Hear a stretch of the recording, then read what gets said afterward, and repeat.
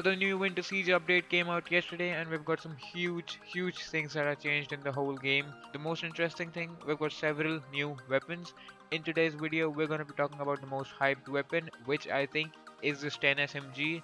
I'm going to be talking about the good facts of the Sten Smg, as well as I'm going to be going kind of in depth with the damage and stuff. So without much ado, let's get started.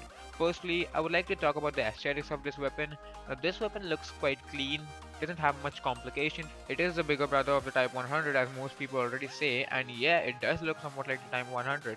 So next thing we're going to be going about is the iron sights.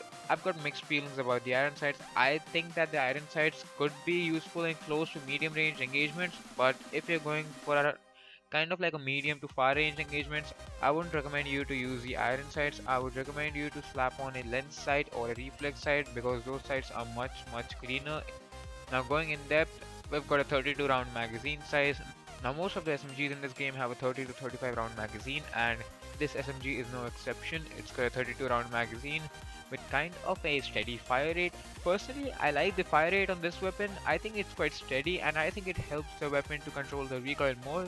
But we're going to the recoil. I'm gonna have to say the recoil on this weapon is a little bit towards the medium side, a low to medium recoil. If you guys know how to control recoil on the weapons in World War II, you shouldn't have any problem in controlling the recoil on this weapon as well.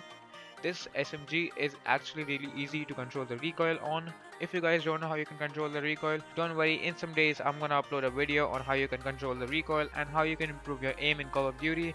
If you're looking forward to watching that video, just smash that subscribe button. Let's get into the damage. So the damage in this weapon, I'm gonna have to say, varies around 17 to 25. Now this weapon is of course a 4 to 6 shot kill in short to long ranges respectively. The longest map in this game is obviously the Gustav cannon, and I don't think you're going to be using any SMG. I think you're going to be going with the sniper on the Gustav cannon or maybe an LMG, I don't even know. But that's going to be it for the review of this 10. Now I'm going to be telling you about two best classes that you can use on this weapon. I've tested those classes myself. I'm going to be telling you two classes. The first one is going to be for the rushers, those people who like to rush into the enemy spawns without caring about anything. The first class is going to be for you guys, and the second class is going to be for those people who like to play kind of supportive. That's me. So I personally use the second class for myself. First class is going to be the Type 100 with the rapid fire and the extended mags. Now I know you guys might say that why don't you have Quickdraw in it? If you want to go ahead and put Quickdraw instead of rapid fire, I would do that. But I recommend this class because rapid fire actually helps you shoot down enemy much faster, and extended mags can help you kill more enemies in one magazine. The next thing is the Airborne division. Now if you want to go into the enemy spawns, of course you need to be silent, so you can just slap on that suppressor and engage all the enemies at once. That's going to be easy as hell. So next up, the recommended basic training is going to be Inconspicuous. Now if you guys don't know what this does, this actually silences your footsteps so the enemy can't hear you. I know most people actually in World War II sound over a lot because the footsteps in this game are really loud. Inconspicuous actually helps you lower the volume down of the footsteps, and the enemy has no chance of finding you without a recon aircraft. I don't think they're gonna have the recon aircraft any minute, are they? But that's gonna be a class for the stealthy rusher people. The next class I'm gonna be recommending is gonna be for the supportive people that kind of don't push too much in the front and play the middle map a bit more. So this class I personally use. In this class I've got the Sten with the quick draw and the grip. That's what I use on every one of my SMGs. Yeah, every one, unless I can control the recoil, so I don't need grip. I just slap on another attachment instead of grip. But in this weapon I'm gonna be using the quick draw and the grip. If you guys can control the recoil, go ahead and remove the grip and put on an extended mags attachment in there.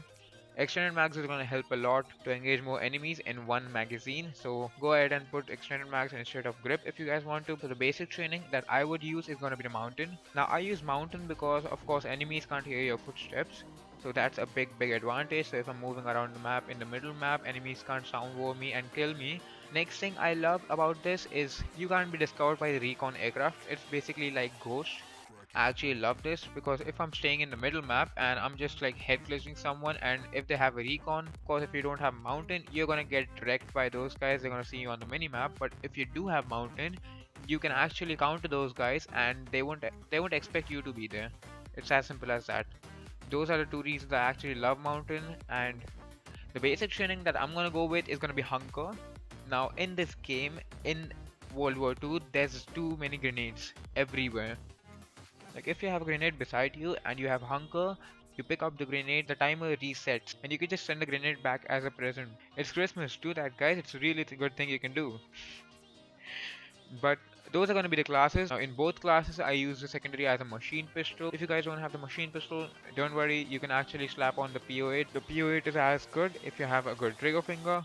That's going to be it for the video. If this video hits 7 likes, I'm going to upload more in-depth videos about each of the DLC weapons that are released in the Winter Siege update. So please just smash that like and subscribe button if you guys want to see more of these. But I'm going to be meeting you in the next video. Trace out. Peace.